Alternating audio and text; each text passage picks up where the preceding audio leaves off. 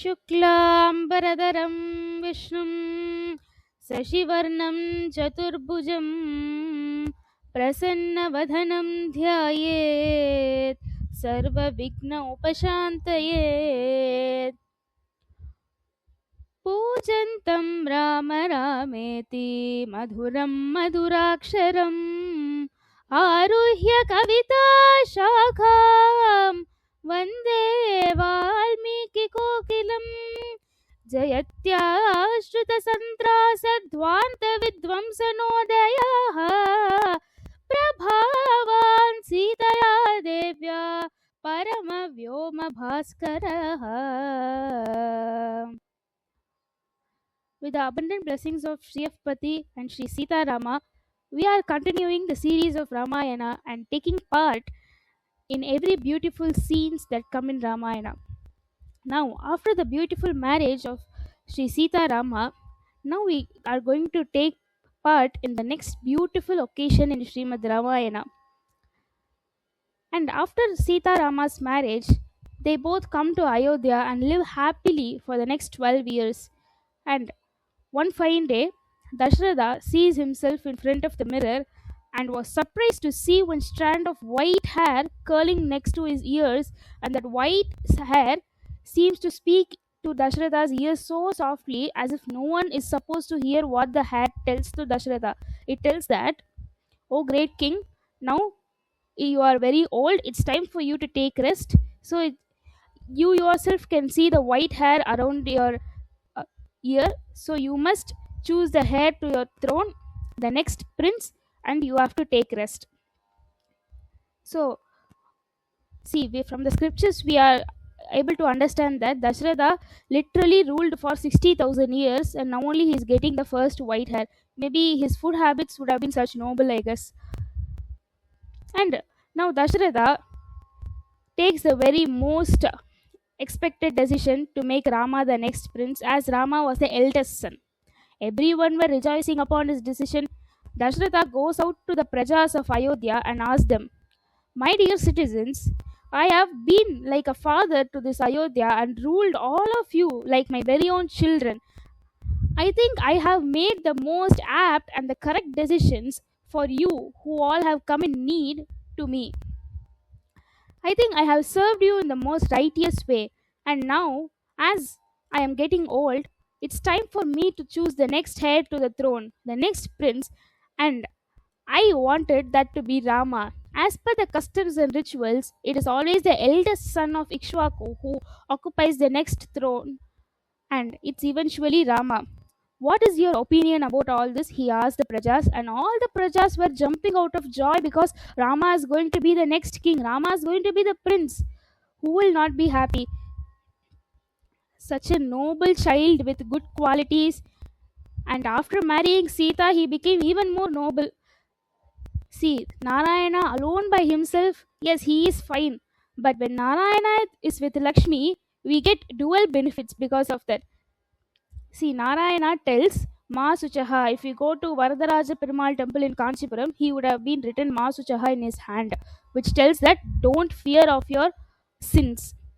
And if we go to the Taya Sanadi, if we go to Goddess Lakshmi's Sanadi, she will also have Abhayasta, which tells that you don't be afraid of the Lord. I will take care of the Lord, and the Lord will take care of your sins.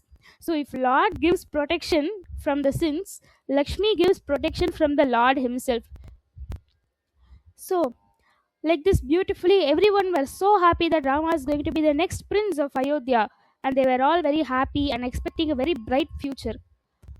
Kaikeyi was also very much happy because for Kaikeyi, she tells that even though Rama is the son of the Kausalya, the great queen Kausalya, Rama always used to come around me again and again. He used to come and again ask me, "Oh, Mother Kaikeyi, can you please tell me more stories?" He used to always come around me. I used to comfort him more than Kausalya herself. Rama was literally my child, and I am very happy that my child is going to be the next prince. Now comes the dark clouds inside Ayodhya. Mantara enters Ayodhya, and she was very stunned to see all these festive progressions happening. She rushes inside the Kaikeyi's Bhavanam, Kaikeyi's room, and asks, Kaikeyi, what's going on? And Kaikeyi rejoices with happiness. She just removes one of her pearl necklace and gives it to Mandara and tells, "My son Rama is getting crowned tomorrow. Very happy, right? I am very happy. The Ayodhya, the whole Ayodhya is happy. Everyone is rejoicing. The whole kingdom is happy." She tells everything. Now Mandara starts brainwashing Kaikeyi that, "See, Kaikeyi, if Rama becomes the king, Kausalya will become the Rajamata and you will have no powers. Eventually, you will be led to do the dishes." See how Mantara tells, and Kaikeyi's mind changes. This is the same thing which we are not supposed to do. If we strongly believe in Paramatma, whoever tells whatever nonsense to us, we are not supposed to believe it, because we should have that much faith towards the Lord that He will protect me. Even if He does something bad to us, it is for our good only. If a child wants ice cream and the parents don't buy ice cream for it, but the next door parents buy ice cream for their kid, and this child thinks, "I don't have a parents as good as them," but this child might have wheezing or any other issues. So if the parents are not giving that child something, it's for the well-being of that child only. The same way the Lord treats us. Now Kaikeyi tells, "See, Manthara, whatever you have understood is wrong. Rama is my son." Manthara tells, "Just shut up, Kaikeyi. Whatever you are telling is nonsense. I will explain you everything now. Now you listen. See, Dashratha invited everyone for this Pattabhisheka, but he never invited your father. Do you remember when Dashratha married you? He promised your father that he will make the son being born to you as the next heir to the throne. Now Dashratha is afraid that he is going to bypass the promise that he made to your father, hence he did not invite your father." Kaikeyi paused for a second and she is starting to think and falling, and she is slowly falling inside the trap which Mantara opened for her. And now Mantara tells again, "Kaikeyi, if Rama becomes the king, Janaka will eventually come to Rama, and the very duty of Kshatriya kings is to expand their territory. So Janaka will want to expand Mithila Desha, so he will come and ask Rama for help. At the same time, if your father also goes and asks help for Rama for expanding his territory, who do you think Rama will serve? His wife's father or his stepmother's father? Obviously his wife's father only. He'll obviously serve Janaka. And if you allow this Pattabhishekam to happen today, your father will lose his territory tomorrow because of Rama helping Janaka tomorrow." Mantara brainwashes Kaikeyi like this so badly, and Kaikeyi fell into the trap as expected by Mantara. Now Kaikeyi asks, "What should I do for all this not to happen?" The only intention Kaikeyi had was more than her son wanting to become the next heir to the throne. She thought, "Because of me, my father should not lose in anything." So now Mantara tells, "You remember, you already have invested two promises to Dashratha. Now it's time to claim that again. First promise, you ask for Bharata to be the next heir to the throne. And the second promise, that Rama should go to forest for 14 years. Now again Dasharatha comes in, laments, and Rama comes in. We have heard this throughout our life. And when Rama is being sent to the forest, the whole Ayodhya cries. Again a Tamil poet comes and adds the essence to it, that Uruvariya Pillai Aluda. That is, Avu Maluda, Adan Kandru Maluda, Poonai Aluda. He tells everything. Even when people come out, there will be milk inside the house, and the cats which are coming inside the house to drink the milk, even those cats cried without drinking the milk because Rama was going out of Ayodhya. The unborn fetus inside the mother's womb, who has not at all seen Rama and his lotus feet, is crying that before itself I am born, Rama is leaving Ayodhya. And even the cows and the calves are crying because Rama is leaving the Ayodhya. And now Rama, along with Sita and Lakshmana, leaves Ayodhya by wearing we call that so-called dress called Maravudi in Tamil, made of only natural fibers. It's very hard to wear. When Sita was wearing that dress made of almost wood-like fiber, it did not even fit in her very soft Sukumara body. It did not even fit in her body. Seeing that, all the wives of Dasharatha started crying except Kaikeyi. So now, along with Rama, Sita and Lakshmana are going. They cross the river with the help of Guha.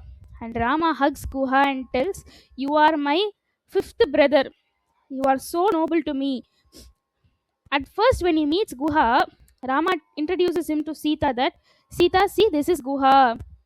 And our Tamil Alvar tells that, "Umbi, Adanal Embi." It means Rama tells like that. "See, Sita, this is your brother Guha, hence he is my brother."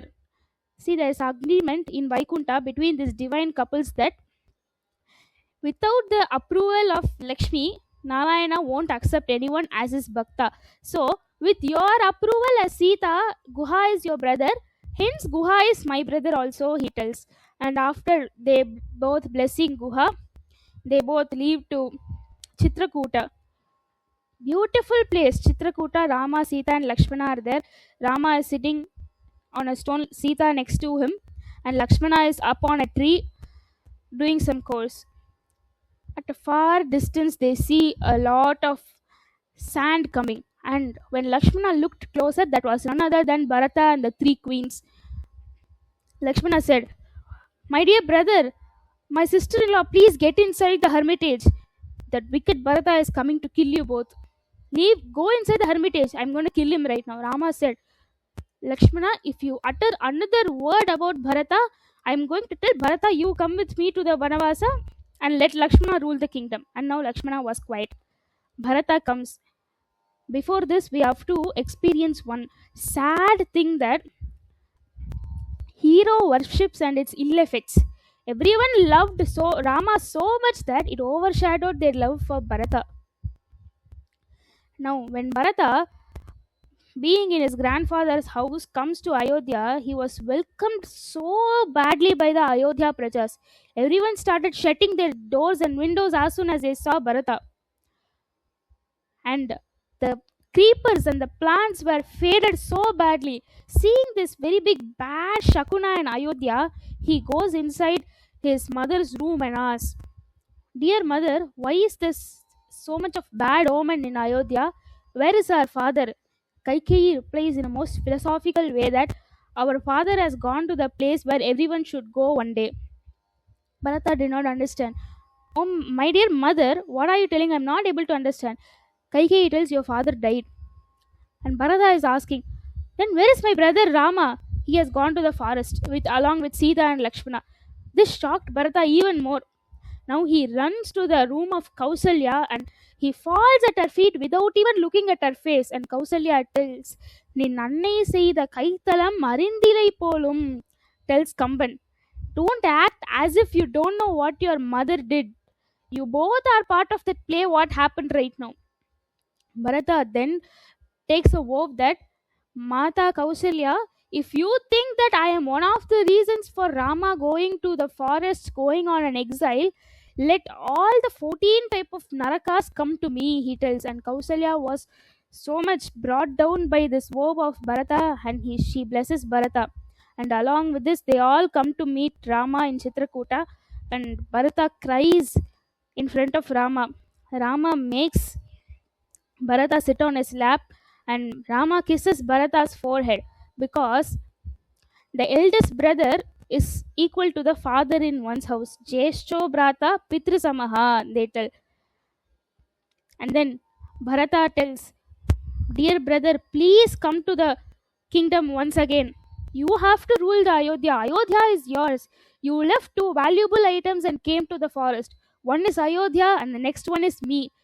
How can you do this big blunder, my dear brother?" he asks. And Rama tells, "No, no, Bharata, I am supposed to follow my father's words. I am for Pitrivakya Paripalanam." And he tells that our father has passed away. It shook Rama for a second. Rama too cried because Rama is Aham Manusham Manye. He is as a human in this avatara, so he is supposed to cry.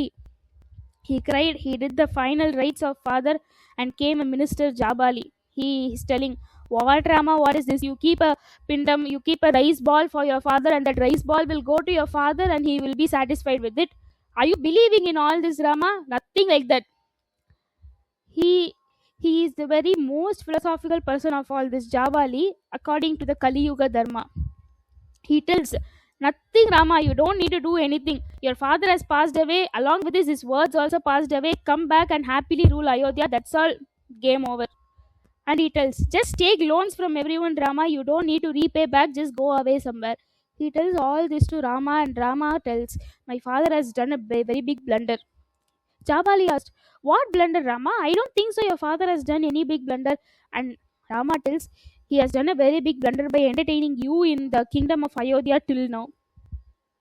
And then now comes the most beautiful part which we are awaited for today. Bharata again and again persuades Rama to come back to Ayodhya, and Rama tells, I'm not supposed to come back.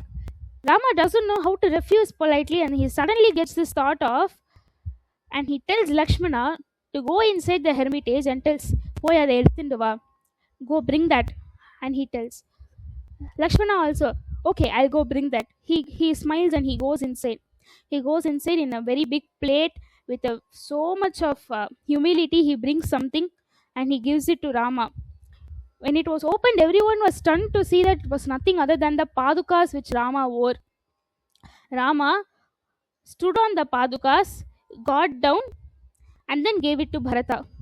Why is it? Because paduka is like a charger for Rama.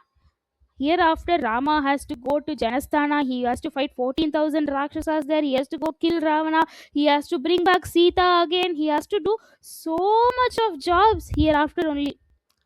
So, to have a lot of energy for it, that for his feet to be so strong, Rama stood up on the Paduka, got down, and then gave the Padukas to Bharata. To know the importance of Paduka, we must read this great work of Vedanta Deshika known as Paduka Sahasram. He composed that in 3 hours.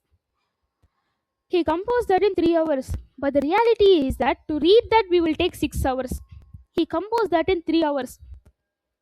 There was a very big competition between the two poets. One is Vedanta Deshika, and another one is a very noble person who was more having a lot of pride about his knowledge.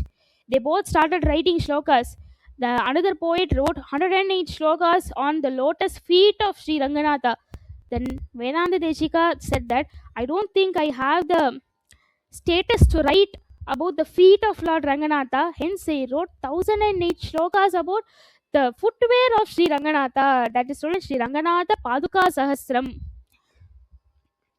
So, if a great poet has written 1008 verses about Sri Paduka Devi, we usually call her Paduka Devi. It's not just a non living thing which we wear to protect our feet from dust and thorns. It's Paduka Devi. Before even Rama married Sita, he was already married to Paduka Devi. And Vedanta Deshika tells that Paduka Devi was more obedient than Sita, because when Rama said, Paduka, we have to go to forest, she quietly came. And when Rama again said, Paduka, now go with Bharata, she quietly went back. But when Rama said to Sita, don't come to the forest, she said, I will come. When Rama said, we don't need a deer, she said, no, I want that deer. I have never asked you anything. So Paduka Devi seems to be more obedient than Sita Devi herself. Now, Paduka was given to Bharata, and this is the beautiful occasion of Paduka Pattabhishekam in Srimad Ramayana. Yesterday we experienced the beautiful occasion of Sita Kalyana, and today it is Paduka Pattabhishekam. Now, Bharata takes his Paduka on top of his heads and goes to Nandigrama, sets up a same hermitage like Rama. He also wears the same Jata Mudi like Rama, and then he wears the same wooden fiber cloth, and he also tries to be in the exile outside Ayodhya in Nandigrama. He keeps this Paduka in the Aryasana of the Ayodhya. The Ikshvaku dynasty had a female ruler, which is this Paduka Devi, and in the ruling time of this Paduka Devi, there were no crimes. Even when Rama ruled, he sent pregnant Sita to forest, which was actually a very big crime. But when Paduka Devi ruled, nothing of that sort happened. Everyone were very much happy and prosperous when Paduka Devi ruled. So, as we have experienced the Paduka Pattabhisheka today, we will also be as prosperous and as happy as the Prajas of Ayodhya when Bharata did this. There can be no one as noble as Bharata, because when Shatrughna, after all this happened, when Shatrughna brings Mandara like a red handed caught monkey, he brings Mandara and tells, she is the root cause for whatever happened till now. Bharata tells, no. Okay, then who Mother Kaikeyi is the root cause of all this? No. Okay, then our Dasharatha is the root cause of all this? No. No, Shatrughna. Okay, then obeyed Dasharatha's words. Rama is the root cause of all this. No, no, Shatrughna. Okay, then Sita Devi allowed Rama to go to forest. So then Sita is the root cause of all this. No, Shatrughna. Okay, then Lakshmana promoted them both to go to the forest and he also went along with them. So Lakshmana is the root cause of all this. No, Shatrughna. The root cause of all this is none other than me. If a person like Bharata, I was not born, nothing of this sort would have happened. So I am the root cause of all this, Shatrughna. And he tells, Nanedan Naiduga, tells our poet Kamban. See how noble is Bharata. No one can replace him. And Guha tells, Airam Raman Nirkel Avaro Terinamma. If we have the weighing scale and if we put 1,000 Ramas on one side and if we put one Bharata on another side, the Bharata side will only weigh more because of his qualities. So, having experienced this Paduka Pattabhishekam, let us all have the most memorable Ramanavami of our life and let some miracle happen on the occasion of this Ramanavami. Sita Kalyana brings happiness and prosperity. This Paduka Pattabhisheka assures that happiness and prosperity that they stay with us forever. Hence, concludingly, I again pray that even if we forget Rama in our difficult circumstances, he will never forget us because he is a very big Karunamurti. कवितार्किक सिंहाय कल्याण गुणशालिने श्रीमदे वेंकटेशाय वेदांत गुरवे नमः स्वस्ति प्रजाभ्य परिपालयन्तां न्यायेन मार्गेण महीमहीषाः गोब्राह्मणेभ्यः शुभमस्तु नित्यं लोकाः समस्ताः सुखिनो भवन्तु श्रीराम राम रामेति रमे रामे मनोरमे सहस्रनाम तत्तुल्यं रामनाम वरानने आपदामपहर्तारं दातारं सर्वसम्पदां लोकाभिरामं श्रीरामं भूयो भूयो नमाम्यहम्.